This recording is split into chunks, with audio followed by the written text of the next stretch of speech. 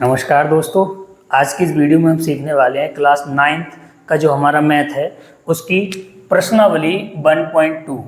और देखिए, इस प्रश्नावली को शुरू करने से पहले एक दो चीज़ें हैं जिन्हें हम पहले जान लेते हैं, उसके बाद हम प्रश्नावली को क्या करेंगे, शुरू करेंगे। ठीक है, तो सबसे पहले देखिए हम नोट में समझते हैं कि वास्तविक संख्याएं क्या हैं। तो वास्तविक संख्या जो होती है ना, वो हमारी दो प्रकार की होती है। कितने प्रकार की? दो प्रकार की। कौन कौन सी? एक तो परमेय संख्या और एक अपरमेय संख्या। देखिए, इन दोनों को मैं आपको बता देता हूँ कि परमेय क्या है और अपरमेय क्या है। तो देखिए, परमेय संख्या तो वो होती है जिन्हें हम P/Q के रूप में लिख सकते हैं, और जहाँ जो हमारा Q का मान है वो क्या नहीं होना चाहिए, 0 के बराबर नहीं होना चाहिए। बहुत सिंपल कॉन्सेप्ट है। वे संख्याएं जिन्हें हम P/Q के रूप में लिख सकते हैं और जहाँ Q का मान क्या ना हो, 0 ना हो, तो वो तो कहलाती है परमेय संख्या। ठीक है, इसके साथ इसकी दो शर्त और होती हैं कि P और Q दोनों क्या होने चाहिए, पूर्णांक, और P और Q का जो HCF हो वो क्या हो, 1 हो। ठीक है, तो ये तो होगी परमेय संख्या। अब देखिए अपरमेय संख्या कौन सी होती है। अपरमेय का मतलब है कि वे संख्या जो परमेय नहीं है वो सब अपरमेय है। कौन कौन सी? एक तो देखो, अपरमेय संख्या वो होती है जिनके अंडर रूट के अंदर कोई अभाज्य संख्या आ जाती है। क्या आ जाती है? अभाज्य संख्या। यानी अंडर रूट में जब अभाज्य संख्या आ जाती है तो वो सभी संख्याएं क्या होती हैं, अपरमेय।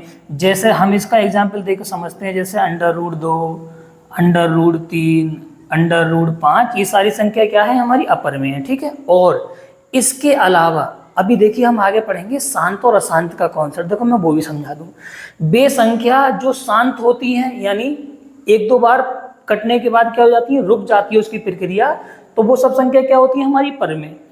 और अशांत है लेकिन रिपीट हो रहा है नंबर, बार बार वही नंबर आ रहा है, रिपीट हो रहा है, तो भी संख्या क्या होती है, परमेय। लेकिन कुछ संख्या ऐसी होती हैं जो अशांत होती हैं और जिनमें नंबर रिपीट नहीं होता, यानी हर बार नया नंबर आता है, चलता चला जा रहा है। जैसे देखो कैसे मैं समझाऊंगा। जैसे मान लो ये 1.01, 001, 00001, अगली बार 401, इस तरह से। तो ये जो संख्या होती है, इस टाइप की संख्या वो क्या होती है, हमारी अपरमेय होती हैं। ध्यान रखोगे, शांत भी नहीं है और संख्या रिपीट भी नहीं हो रही, हर बार नए अंक मिल रहे हैं, समाप्त नहीं हो रही, तो ऐसी संख्या क्या कहलाती है, हमारी अपरमेय। तो अब आपके बात समझ में आ गई है। परमेय संख्या आप जान गए, अपरमेय संख्या जान गए। ये दोनों ही वास्तविक संख्याओं के ही प्रकार हैं, यानी वास्तविक संख्या दो प्रकार की होती है, परमेय और एक अपरमेय। ठीक है, अब यहाँ से देखो एक चीज और समझते हैं हम कि संख्या रेखा क्या है। संख्या रेखा और जान लो, क्योंकि इसकी भी जरूरत हमें आगे सवाल में पढ़ने वाली है। ठीक है, तो संख्या रेखा देखिए इस तरीके से एक व्यवस्था होती है, और इसको समझने के लिए मैं आपको बता दूं, हम इसे इस तरीके से क्या कर देते हैं, बना देते हैं। और ये जो पॉइंट है ना सब, इन्हें यदि आप पैमाने से बना रहे हैं तो इन्हें 1-1 सेंटीमीटर के गैप से बनाना। कितने सेंटीमीटर गैप से? 1-1 सेंटीमीटर गैप से। तो देखिए, जैसे मान लीजिए मैंने यहाँ पे 0 को रख दिया। क्या रख दिया? 0। ठीक, अब 0 से जब हम राइट हैंड में चलेंगे तो हमारे सारे मान प्लस में मिलेंगे, हमें धनात्मक। और जब 0 से माइनस वाले इधर को आएंगे लेफ्ट हैंड पे, तो सारी वैल्यू काहे की मिलेंगी, हमारी माइनस की। तो इस तरह से हम किसी भी रेखा को संख्या रेखा पे क्या करते हैं, प्रदर्शित करते हैं। देखो दोबारा समझ लो, ये हमारा बीच में 0 है, इतना आपको पता है। इधर को बढ़ेंगे तो मान काहे के मिलेंगे, प्लस में, जैसे 1 2 3 4 5। और इधर को बढ़ेंगे तो मान काहे के मिलेंगे, हमारे माइनस में, -1 -2 -3 -4 -5, इस तरह से। ठीक है, तो इसे बोलते हैं हम क्या, संख्या रेखा। तो इतनी बात आप जान लेंगे। अब हम शुरू करेंगे इसकी प्रश्नावली। देखिए, अब हम सीखते हैं यहाँ से प्रश्नावली 1.2 के क्वेश्चन जो भी इसमें दे रखे हैं। तो देखिए, सबसे पहला सवाल हमसे क्या कह रहा है कि नीचे दिए गए कथन सत्य हैं या असत्य हैं, कारण के साथ अपने उत्तर को दीजिए। यानी हमें ये बताना है कि जो बात हमारी कही गई है वो सत्य है या असत्य है। यदि सत्य है तो भी उसका कारण बताना है कि भाई सत्य क्यों है, और अगर असत्य है तो उसका भी कारण बताना है कि असत्य क्यों है। ठीक है, तो देखिए सबसे पहला फर्स्ट क्वेश्चन में हमसे कहा जा रहा है कि प्रत्येक अपरमेय संख्या एक वास्तविक संख्या होती है। ये वाली बात सही है या गलत है, ये बताना है। तो देखिए, मैंने अभी हाल आपको पढ़ाया था कि वास्तविक संख्या कितने प्रकार की होती है, दो प्रकार की, एक परमेय और एक अपरमेय। तो इसका मतलब वास्तविक संख्या होती ही दो प्रकार की, एक परमेय और एक अपरमेय। इसका मतलब सभी अपरमेय संख्या क्या होंगी, वास्तविक संख्या होंगी, सीधी सी बात है। तो ये वाली बात कैसे बिल्कुल सत्य है, क्योंकि सभी अपरमेय संख्याएं क्या होती हैं, वास्तविक। क्योंकि बेटा वास्तविक संख्या बनती ही दो प्रकार की संख्याओं से है, परिमेय और अपरिमेय। तो परिमेय संख्या भी सभी वास्तविक होती हैं और अपरिमेय संख्या भी सभी क्या होती हैं, वास्तविक होती हैं। ठीक है, तो इसलिए ये वाली बात क्या है, हमारी सत्य है। अब देखिए सेकंड, तो सेकंड में हमसे कहा जा रहा है कि संख्या रेखा का प्रत्येक बिंदु अंडर रूट m के रूप का होता है, जहां m एक प्राकृतिक संख्या है। देखिए दोबारा सुन लीजिए, यूं कह रहा है कि क्या सभी बिंदु अंडर रूट m के रूप के होते हैं, जहां m क्या है, एक प्राकृतिक संख्या। देखो मैं आपको सिंपल समझाऊं, देखो कैसे। जैसे मान के चलिए मैंने लिया अंडर रूट 2, m की जगह मैंने 2 लिया, या मान लीजिए मैंने लिया अंडर रूट 3, या मान लीजिए मैंने लिया अंडर रूट 4, या लिया अंडर रूट 5। तो हम इन सभी को संख्या रेखा पे क्या कर सकते हैं, बड़े आराम से दर्शा सकते हैं। लेकिन यदि मान लीजिए आपने यहाँ ले लिया अंडर रूट के अंदर -2, या मान लीजिए -3, इस तरह से, तो आप इनको संख्या रेखा पे नहीं दर्शा सकते। तो इसीलिए ये वाली बात क्या है, असत्य है, क्योंकि सबको हम संख्या रेखा पर नहीं दर्शा सकते जहां अंडर रूट m का मान हो। केवल कुछ ऐसे हैं जिनको हम संख्या रेखा पे क्या कर सकते हैं, दर्शा सकते हैं। क्योंकि जब अंडर रूट के अंदर माइनस में मान आ जाता है तो उस नंबर को हम कहते हैं काल्पनिक। काल्पनिक का मतलब जिसके बारे में हमें पता ही नहीं है कि संख्या भाई है क्या, काल्पनिक संख्या है वो। तो काल्पनिक संख्या को हम संख्या रेखा पर नहीं दर्शा सकते। इसीलिए ये वाली बात क्या है बेटा, असत्य है। तो हम कहेंगे, देखो क्यों असत्य होगी, दोबारा समझ लो, क्योंकि सभी संख्या अंडर रूट के m के रूप में नहीं होंगी। हाँ कुछ होंगी, लेकिन प्रत्येक संख्या नहीं होगी। तो इसलिए हमने क्या कहा, असत्य है, क्योंकि प्रत्येक संख्या का वर्गमूल हम संख्या रेखा पर नहीं दर्शा सकते। केवल कुछ संख्याएं हैं जिनका हम क्या कर सकते हैं, दर्शा सकते हैं। ठीक है, अब आ जाइए थर्ड पॉइंट। देखो थर्ड में क्या कहा जा रहा है कि प्रत्येक वास्तविक संख्या एक अपरिमेय संख्या होती है। ये वाली बात उल्टी हो गई। अब देखिए, प्रत्येक अपरिमेय संख्या तो वास्तविक होती है, लेकिन प्रत्येक वास्तविक संख्या अपरिमेय नहीं होती, इसकी कोई गारंटी नहीं। देखो कैसे, तो ये वाली बात कैसे है, असत्य है। क्यों असत्य है, देखो मैं जवाब भी दिया, क्योंकि प्रत्येक वास्तविक संख्या अपरिमेय संख्या नहीं होती। क्योंकि उदाहरण के देख लो, जैसे 3 है, तो 3 क्या है, एक वास्तविक संख्या तो है, लेकिन ये संख्या अपरिमेय नहीं है। दोबारा समझ लो, गड़बड़ नहीं होनी चाहिए। प्रत्येक अपरिमेय संख्या तो वास्तविक होती है, ये बात तो सही है, जो हमारे फर्स्ट में दे रखा था, लेकिन प्रत्येक वास्तविक संख्या अपरिमेय नहीं होती। जैसे देखो मैंने आपको एग्जाम्पल बता दिया कि भाई 3 क्या है, एक वास्तविक संख्या है, लेकिन अपरिमेय संख्या ये नहीं है। ठीक है, देखिए अब हम सीखते हैं यहाँ से क्वेश्चन नंबर 2। और देखिए क्वेश्चन नंबर 2 में हमसे कहा जा रहा है कि क्या सभी धनात्मक पूर्णांकों के वर्गमूल अपरिमेय हैं, यदि नहीं तो एक ऐसी संख्या का वर्गमूल का उदाहरण दीजिए जो एक परिमेय संख्या है। तो देखो मैं आपको बता दूं, जितनी भी संख्याएं, तो सभी संख्या का वर्गमूल अपरिमेय नहीं होता है। केवल उन संख्याओं का वर्गमूल अपरिमेय होता है जिनके अंदर अभाज्य संख्या आ जाती है। कौन संख्या आ जाती है, अभाज्य। जिनके अंदर अभाज्य संख्या आ जाती है उनका वर्गमूल तो क्या होता है, अपरिमेय।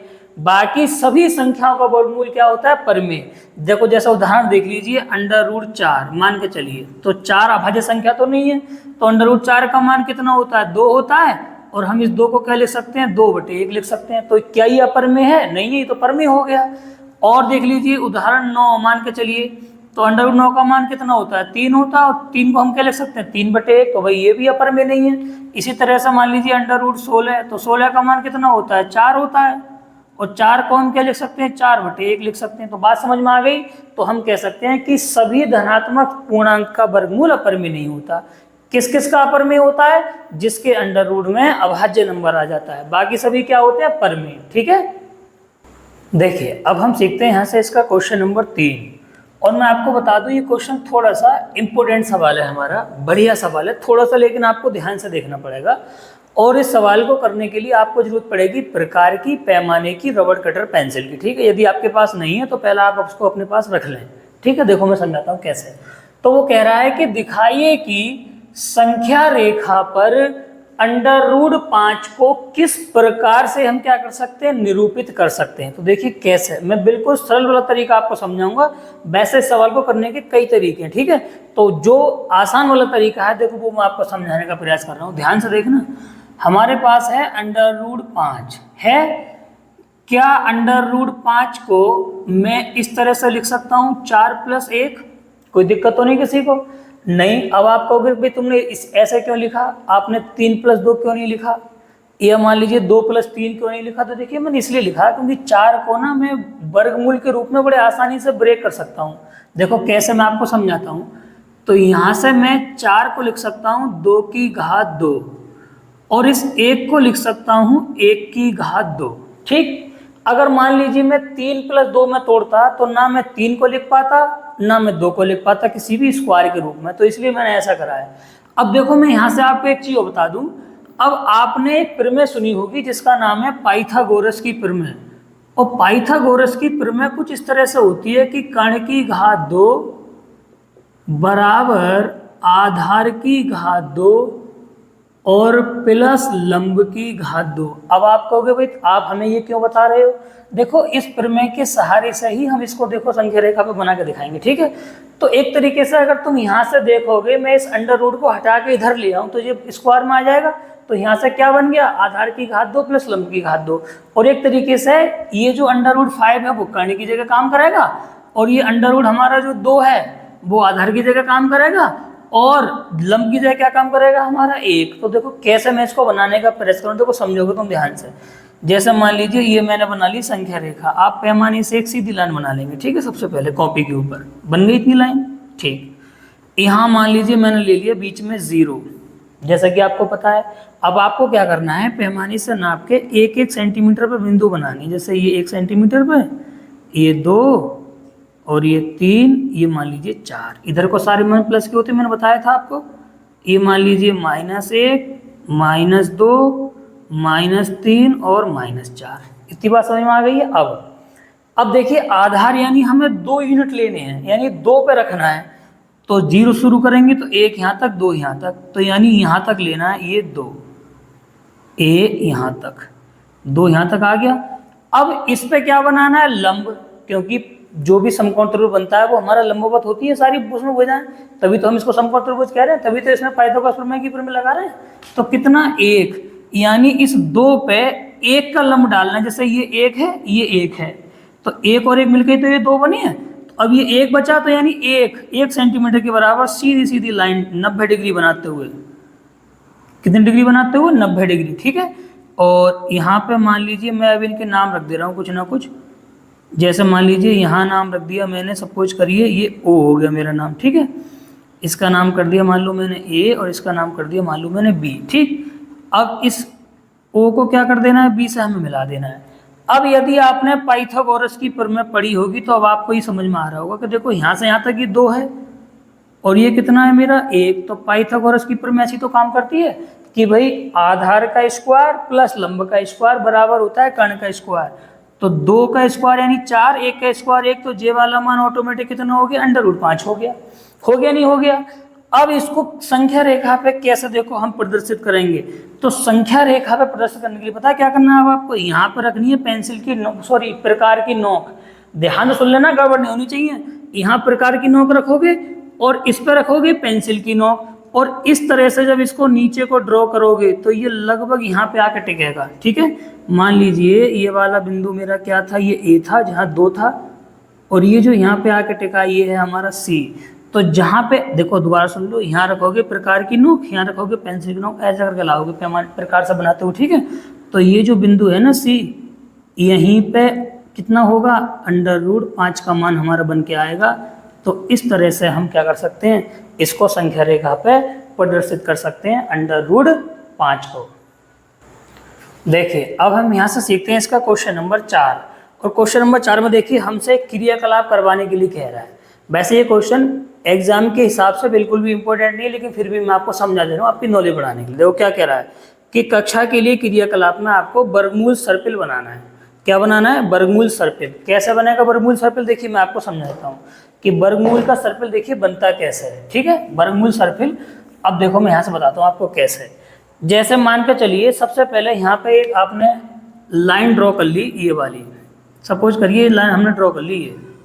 ठीक, यहाँ मान के चलिए मेरा 0 है, यहाँ है आपका 1, यहाँ है आपका 2, यहाँ है आपका 3। इधर हमारे मान का के हैं माइनस के, लेकिन हम इधर के मान ले नहीं रहे हैं क्योंकि हमें सर्पिल बनाना है। क्या बनाना है, सर्पिल। वो पलट के दोबारा इधर को वापस होके आएगा। देखो कैसे, तो फिलहाल मैंने 0 से शुरू करके एक एक यूनिट पे ये नंबर ले लिए, ठीक है। अब वर्गमूल सर्पिल का मतलब है कि पहले भाई √1 आना चाहिए, फिर √2, फिर √3, फिर √4, इस तरीके से सर्पिल बने। तो देखो यहाँ से यहाँ तक 1 यूनिट है। अब आप इस पे लंब डालोगे बिल्कुल 1 यूनिट के बराबर। 1 यूनिट मतलब 1 सेंटीमीटर से यहाँ तक जितना लिया है उतना ही मान ये है।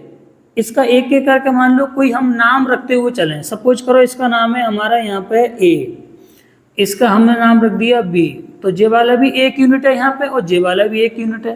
तो 1 यूनिट और 1 यूनिट, अभी हाल मैंने पढ़ाया था पाइथागोरस की प्रमेय के हिसाब से जे वाला मान कितना बन गया, √2 बन गया। बन गया नहीं बन गया?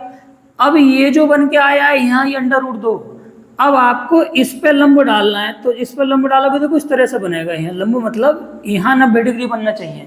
तो ये यहाँ बन जाएगा C पॉइंट आ गया। तो अब ये वाला भी कितना यूनिट है, ये √2 पहले सही है। तो अब जब तुम इसको मिलाओगे तो ये होगा √3। अब इस पे फिर तुम लंब डालोगे तो इस तरीके से आ जाएगा। ये वाला बिंदु मान लो D, ये वाला 1 यूनिट। लंब समझते हो नहीं समझते हो? 90 डिग्री यहाँ पे 90 डिग्री लाइन बनाओगे। तो अब फिर जब इसको मैच करोगे तो ये कितना बनेगा, √4।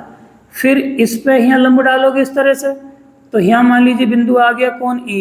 तो फिर इस तरीके से बनाओगे तो कितना बन जाएगा जी, √5। तो इस तरह से ये पूरा वर्गमूल का सर्पिल लगातार बनता हुआ चला जाएगा, ठीक है। तो इसको बोलते हैं वर्गमूल का सर्पिल बनाना। मैं आपको पहले बता दूं, ये वाला क्वेश्चन एग्जाम के हिसाब से बिल्कुल भी इम्पोर्टेंट नहीं है, ठीक है। तो यहाँ से ये हमारी प्रश्नावली होगी पूरी कंप्लीट। इसके आगे की जो प्रश्नावली है वो हम किसी अगली वीडियो में सीखेंगे, ठीक है। बाकी यहाँ तक इतना रहने देते हैं, मिलते हैं किसी अगली वीडियो में। तब तक के लिए नमस्कार।